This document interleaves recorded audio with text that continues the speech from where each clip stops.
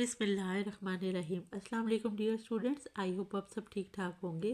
Class 9 आज हम review exercise करेंगे, एक्सरसाइज नंबर 4 और उसके क्वेश्चन नंबर 2 करेंगे जो है फैक्टराइज। ठीक है, क्वेश्चन नंबर 2 का पार्ट 1 है 4x3 + 18x² - 12x।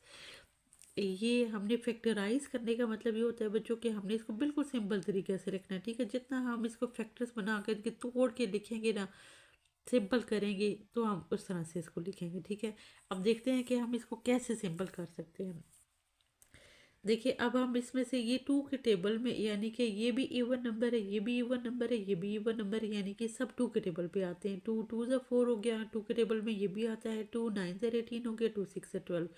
इसलिए हम क्या करेंगे कि हम इसके एलसीएम की तरह फैक्टर्स बनाने के बजाय हम इसका कॉमन ले लेते हैं। ठीक है बच्चों, ये सबसे आसान तरीका होगा कि हम इन तीनों नंबर्स में से कॉमन निकाल लेते हैं। तो हमने क्या किया, हमने 2 को कॉमन निकाल लिया। ठीक है, अब हम एक्स को देखते हैं। यहाँ पर हमारे पास है x3, ये है x2 और ये है x, यानी छोटा नंबर हम यहाँ पर x हम यहाँ पर बाहर ले लेते हैं। ठीक है, ये हमने 2x बाहर ले लिया। अब यहाँ पर क्या बचा, 2 2 ज़ा 4 होता है ना, यहाँ पर हमारे पास 2 आ जाएगा और यहाँ से x3 था ये, यानी एक x हमने 3 में से एक x बाहर ले लिया, पीछे कितना रह गया 2, तो हम यहाँ पर लिख देंगे x2।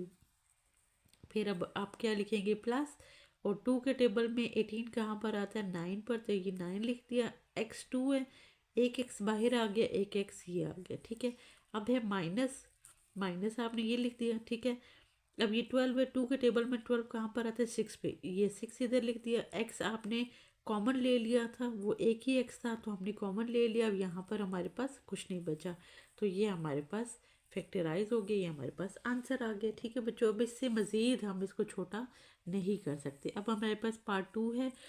पार्ट 2 है हमारे पास x3 + 64 y3। इसको हम कैसे सॉल्व करेंगे कि ये हमारे पास है a³ + b³। ठीक है, ये हमारे पास इस तरह से है। इसको हमारा सॉल्व करने का तरीका ये है कि हम इसको a और b की वैल्यू बनाएंगे। सबसे पहले हमने कैसे लिखा कि हम x³ + 64 को हम 3 टाइम्स छोटा करेंगे, यानी कि अब हम 4 4 4 ज़ा 8, 4 4 ज़ा 16, 4 4 ज़ा 16 और 16 4 ज़ा 64। ठीक है बच्चों, तो हमने 4y³ कर दिया। अब हम क्या करेंगे कि ये हमारे पास a³ + b³ है, तो जब इसके दरमियान प्लस है, जब इस तरह से वैल्यू लिखी हो तो हम क्या कर देते हैं, हम इस तरह से इसको सॉल्व करते हैं। a + b, a² + ab + b², यहाँ पर आ जाएगा माइनस। ठीक है ना। अच्छा, अब हमने क्या किया, अब हमारे पास यहाँ पर प्लस है और यहाँ पर है हमारे पास a³ + b³, तो हम इसको सिंपल आसान से तरीके से हम इस तरह से लिखेंगे कि हम सबसे पहले छोटी ब्रैकेट डाली, a + b यानी x + y, फिर अब आपने ब्रैकेट डाली। अब आप लिखेंगे x² माइनस, माइनस हम खुद से लगाएंगे। ठीक है, और यहाँ पर आ जाएगा a b + b। ठीक है, b² b की वैल्यू हमारे पास क्या थी, 4y² और यहाँ पर हमारे पास a की वैल्यू x है और b की वैल्यू 4y है। हम यहाँ पे ना स्क्वायर किसी भी उसमें नहीं लगाएंगे। ठीक है बच्चों, अब हमारे पास यहाँ पर क्या आ जाता है, x + 4y, यहाँ पे भी हमारे पास 4 आएगा। ठीक है, x + 4y और यहाँ पर हमारे पास क्या आ जाता है, x² माइनस, ब्रैकेट हम ओपन करेंगे, 4 इधर लिखा और ये xy आ गया, प्लस 4 4 ज़ा 16, 16y², ये हमारे पास आंसर आ जाएगा। ठीक है, अच्छा, अब हमारे पास क्वेश्चन नंबर 3 है x3 y3 - 8। अब हमने इसको कैसे सॉल्व करना है, x3 y3 - 8 है, तो इसमें से सबसे पहले हमने xy² करना है, माइनस लिखेंगे। 8 का क्यूब क्या होता है, 2। ठीक है, 2 अब ये भी क्यूब का, जैसे हमने यहाँ ऊपर सॉल्व किया था सेम एज इट इज़ हम यहाँ पर नीचे सॉल्व करेंगे। ठीक है, यहाँ हमारे पास ये प्लस का था, तो हमने ए बी के लिए माइनस लिखा था। अब यहाँ पर ये हमारे पास माइनस है क्वेश्चन में, तो हम यहाँ ए बी के साथ प्लस लगाएंगे। ठीक है बच्चों, ये ज़रूर याद रखना, ये फार्मूले का हिस्सा है। ठीक है, ये हमारे पास a³ - b³ है, तो आप क्या लिखेंगे, एक्स वाई की वैल्यू ऐसे ही आ गई, xy - 2, ये ब्रैकेट डाल दी। ठीक है। ये आप यहाँ पर सिंपल बड़ी ब्रैकेट डालेंगे, ठीक है, और यहाँ पे भी आप सिंपल ऐसे बड़ी ब्रैकेट डालेंगे और एक्स वाई होल क्यूब, ठीक है, plus A B plus 2 whole square, ठीक है, ये आपके पास आ जाएगा। और प्लस यहाँ पे ए की वैल्यू एक्स वाई आ जाएगी और बी की वैल्यू आपके पास 2 आ जाएगी, ठीक है। अब हमने इसके ब्रैकेट को ओपन करना होगा, एक्स वाई माइनस 2। अब ब्रैकेट को ओपन करेंगे तो आपके पास क्या आ जाएगा, x square y square plus 2 x y plus 2 2 ज़ा 4, ये आपके पास आंसर आ जाएगा, ठीक है बच्चों। अब है क्वेश्चन नंबर, ये पार्ट 4 है हमारे पास। क्वेश्चन नंबर 2 का part 4, minus x square minus 23 x minus 60, ठीक है। इन तीनों नंबर्स के साथ हमारे पास माइनस है, तो हम क्या करेंगे कि माइनस को पहले हम कॉमन करके बाहर निकाल देंगे। जब माइनस बाहर निकाल दिया तो पीछे क्या बचेगा, ये प्लस हो जाएगा, ये plus x square plus 23x plus 60, ठीक है। अब हम इसको सॉल्व करेंगे, ये एज इट इज़ हम माइनस बाहर लिख देंगे, ठीक है। अब हमने क्या किया कि ये हमारे पास इस तरह से क्वेश्चन आ रहा है, ठीक है, कि ये देखें कि अब हमारे पास दो ऐसे नंबर, क्योंकि हमारे पास ये अगर हम ए और बी करते हैं ना तो हमारे पास ये ए बी करके फार्मूला नहीं बन रहा। तो हमने क्या किया कि हम इस तरह से सॉल्व करेंगे कि हम इन दोनों नंबर्स को आपस में मल्टीप्लाई करेंगे तो हमारे पास ये क्या आ जाएगा, 60x, ठीक है। यानी हमने ऐसे दो नंबर्स लेने हैं कि जिन दोनों को मल्टीप्लाई करें तो हमारे पास 60x आ जाए, और उन्हीं दोनों नंबर्स को हम प्लस करें तो हमारे पास 23 आ जाए, ठीक है। तो हम क्या करेंगे कि हम मल्टीप्लाई करेंगे 20 को 3 से, 23 ज़ा 60 हो जाएगा, 3 2 ज़ा 6, ठीक है, 23 ज़ा 60 हो जाएगा। और इसी 20 को जब हम 3 से प्लस करते हैं तो हमारे पास 23 आ जाते हैं। तो हम इस तरह इसके फैक्टर्स बनाकर इनको तोड़ देंगे, ठीक है।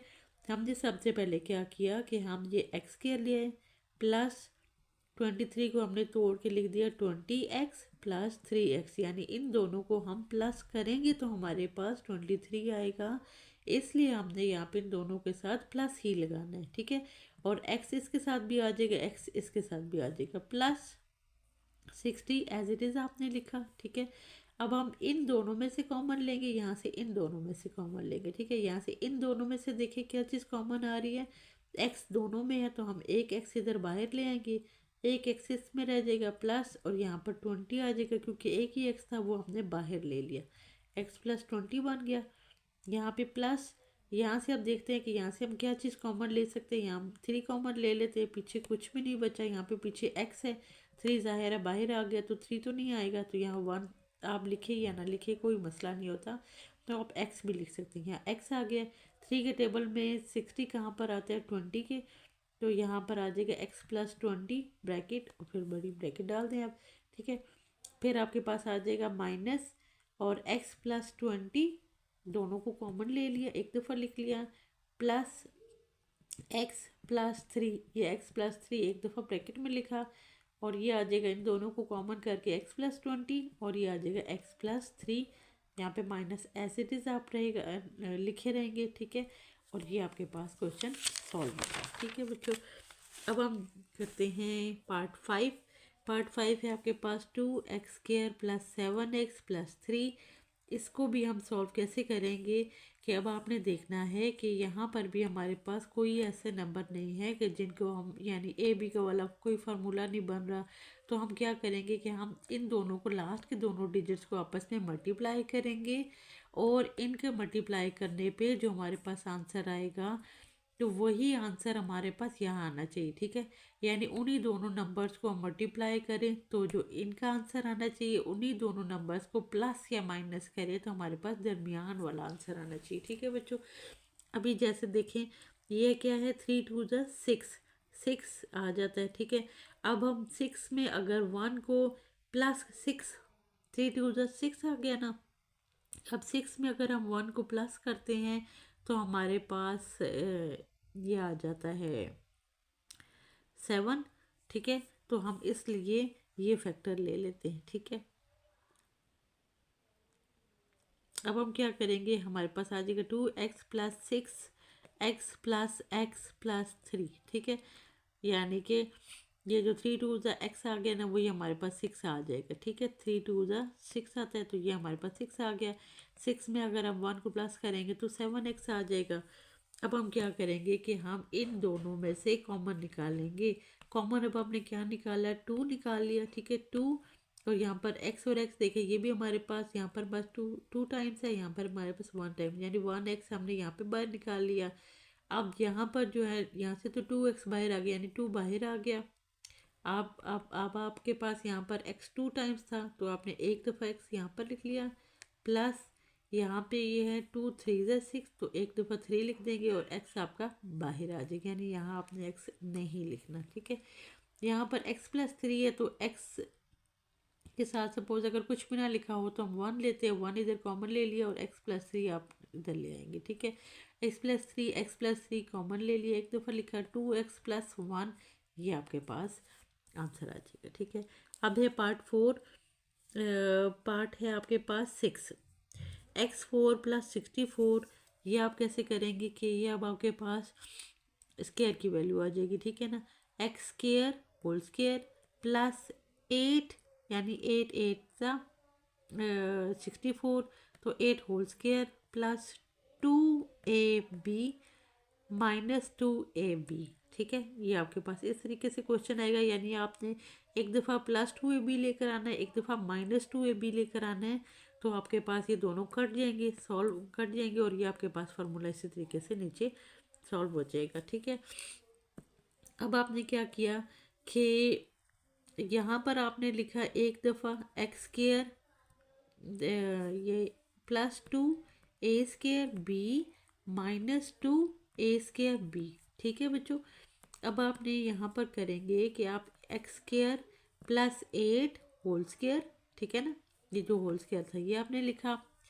अब ये जो है प्लस का, ये आपका इसी फार्मूले के अंदर आ जाएगा, ये a+b होल स्केयर के फार्मूले के अंदर आपका ये वाला एरिया आ जाएगा। ठीक है, जो माइनस वाला होगा ना, माइनस आपने इस तरीके से लेकर आना है, a2 16 और एक्स स्केयर। ठीक है बच्चों,